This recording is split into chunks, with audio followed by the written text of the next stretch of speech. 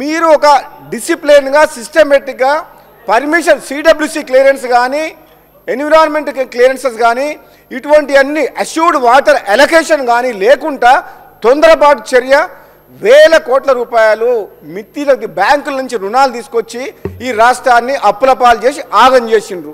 ఇప్పుడు మా పనేంది? తెలంగాణ రాష్ట్ర ప్రజలు తెలంగాణ కాంగ్రెస్ పార్టీకి ఈ ఆగమైన తెలంగాణని గాడిలో పెట్టే ఆలోచన చేసి ఈరోజు కాంగ్రెస్ పార్టీకి ఓటేసి ఈ ప్రభుత్వాన్ని ఏర్పాటు చేసిండ్రు. మేమేమంటున్నాం? మీ తప్పుల్ని మేము సరిదిద్దాం, మాకు సహకరించండి. మీలాగా మాకు స్వార్థం లేదు, అవినీతిలో కూరుకుపోలేదు.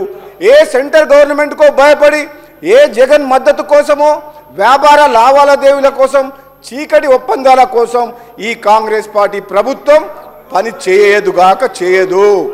ఈ ప్రభుత్వం మీరందరూ కేఆర్ఎంబి నుంచి పర్మిషన్ తెచ్చుకోవాలి, సిడబ్ల్యూ నుంచి క్లియరెన్స్ రావాలని మీకు 10 సంవత్సరాల్లో రాని పర్మిషన్స్ మేము 6 నెలలు సంవత్సరం లోపల పర్మిషన్ తీసుకొచ్చి ప్రాజెక్టులు నడిపిస్తాం తప్పకుండా. ఎందుకంటే మీలాగా మాకు అవినీతి సొమ్ము లేదు, మేము ఎవరికి భయపడాల్సిన అవసరం లేదు. రాజీ లేకుండా పోరాటం చేస్తాం రాష్ట్ర హక్కుల కోసం, తెలంగాణ ప్రజల కోసం. హరీష్ రావు గారు మీకు ఓపిక ఉండాలి. ఎలాగూ మా ముఖ్యమంత్రి గారు ఏం చెప్పిండ్రు? తప్పులు చేసిన ముఖ్యమంత్రి ఏమో ఫామ్ హౌస్లో పడుకుండు, వీళ్ళేమో ఇక్కడికి వచ్చిండ్రు, ఆయననేమో సమాధానం చెప్పడు. ఒక్క నిమిషం వినండి. అధ్యక్ష ఆయన పార్టీ మీటింగ్లకు పార్టీ ఆఫీస్కు పోరుబాటు చేసేందుకు పోతే కాలు నొప్పి లేదు, కానీ ప్రజా సమస్యల మీద మాట్లాడుతందుకు అసెంబ్లీలో ఇంత ఇంపార్టెంట్ చర్చ ఉన్నప్పుడు మాత్రం మీ ముఖ్యమంత్రి గారు రారు సభకు. అంటే మీ కారుకు డ్రైవర్ లేడా? డ్రైవర్ లేని కారా ఇది?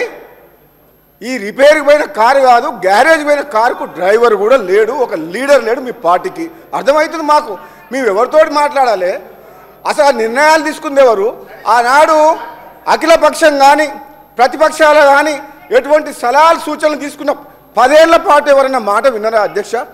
ఒక్కరిని మాట్లాడనీయకుండా మాకే తెలివి ఉంది, ప్రాజెక్టుల విషయంలో కానీ ఇంకో విషయంలో కానీ అన్నీ మేమే చేస్తాం, మీకు అసలు తెలివే లేదన్నారు కదా. ఎందుకు కాళేశ్వరం కూలిపోయింది? ఎందుకు ఈ కృష్ణా వాటర్ దోపిడీ వాటర్ అవుతుంది? ఈ ప్రాజెక్టులు ఎందుకు ఆగిపోయినాయి? మీరు అక్కడికి ఎందుకు కూర్చున్నారు? అటుపక్కకి ఎందుకు పోయినరు?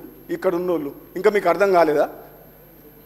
అధ్యక్ష నేను ఈ నల్లగొండ జిల్లా వాసిగా మునుగోడు శాసనసభ్యునిగా మాట్లాడుతున్నాను. మా జిల్లాలో 10 ఏళ్ల పాలనలో శ్రీశైలం సొరంగ మార్గము కంప్లీట్ అయిన తర్వాత ఒక 10 కిలోమీటర్లు ఒక 2000 కోట్లు 1000 కోట్లు పెడితే 5 లక్షల ఎకరాలకు స్టెబిలైజ్ ఉత్తమ్ కుమార్ రెడ్డి గారు మంత్రి అయిన తర్వాత టేకప్ చేసిండు.